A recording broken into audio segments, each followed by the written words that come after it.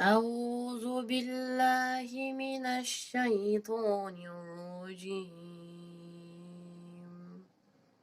بسم الله الرحمن الرحيم.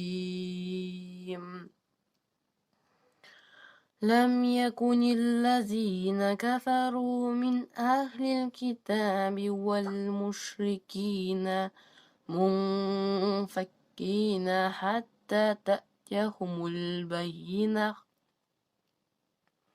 رسول من الله يتلو صحفا مطهرة فيها كتب قيمة وما تفرق الذين أوتوا الكتاب إلا من بعد ما جاءتهم البينة وما أمروا إلا ليعبدوا الله مخلصين له الدين حنفاء ويقيموا الصلاة ويؤتوا الزكاة وذلك دين القيمة.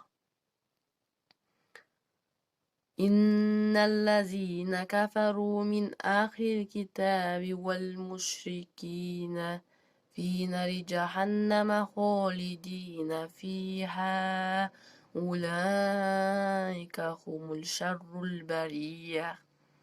إن الذين آمنوا وعملوا الصالحات أولئك هم خير البرية جزاؤهم